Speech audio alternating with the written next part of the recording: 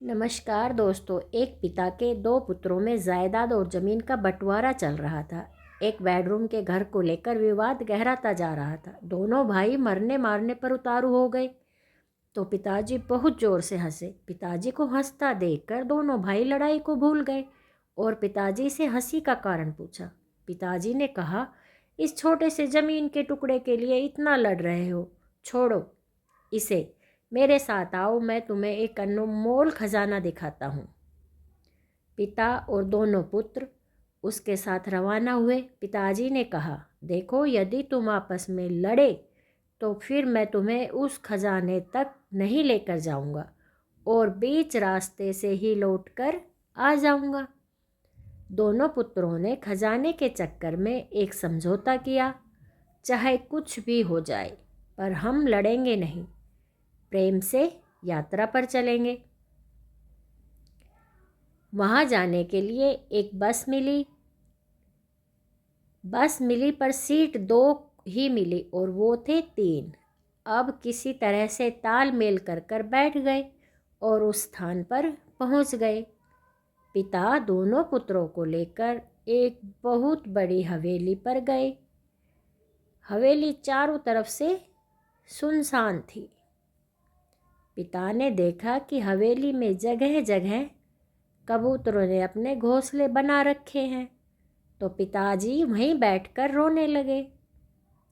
पुत्रों ने पूछा, क्या हुआ पिताजी, आप रो क्यों रहे हो? रोते हुए उस पिता ने कहा, जरा ध्यान से देखो इस घर को, जरा याद करो, शायद तुम्हें कुछ याद आ जाए, वो बचपन जो तुमने यहाँ बिताया था। तुम्हें याद है, इस हवेली के लिए मैंने अपने बड़े भाई से बहुत लड़ाई की थी। यह हवेली तो मुझे मिल गई, पर मैंने उस भाई को हमेशा के लिए खो दिया, क्योंकि वो दूर देश में जाकर बस गया और फिर वक्त बदला। एक दिन हमें भी यह हवेली छोड़कर जाना पड़ा। अच्छा, तुम एक बात बताओ, जिस सीट पर हम बैठ कर आए थे, क्या वो बस की सीट हमें मिल गई?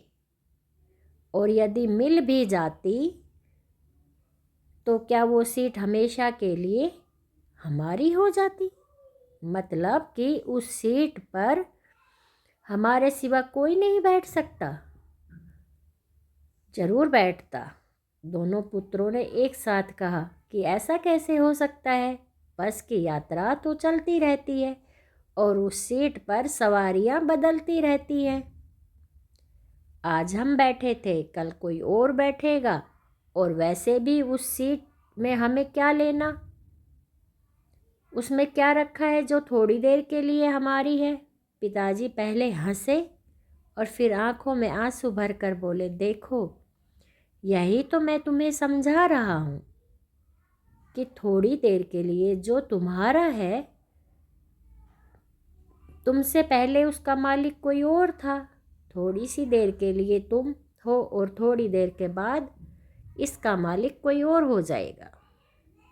सुनो, एक बात ध्यान रखना कि इस थोड़ी सी देर के लिए कहीं तुम अपने अनमोल रिश्तों की आहुति ना दे देना। यदि पैसों का प्रलोभन आए तो इस हवेली की इस स्थिति को देख लेना कि अच्छे अच्छे महलों में भी एक दिन कबूतर अपना घोंसला बना लेते हैं। बेटा, मुझे यही कहना था कि बस की तरह सीट को याद कर लेना, जिसकी रोज़ सवारियां बदलती रहती हैं। उस सीट की खातिर अनमोल रिश्तों की आहुति ना दे देना। जिस तरह से बस की यात्रा में तालमेल बिठाया था, बस वैसे ही जीवन की यात्रा में भी तालमेल बिठाए रखना। दोनों पुत्र पिता की बात समझ गए और पिताजी से माफ़ी मांगी। तो दोस्तों, यह कहानी आपको कैसी लगी? अगर अच्छी लगी हो तो प्लीज़ मेरे चैनल को लाइक, शेयर, सब्सक्राइब ज़रूर करें और फिर मिलते हैं एक अच्छी सी कहानी में।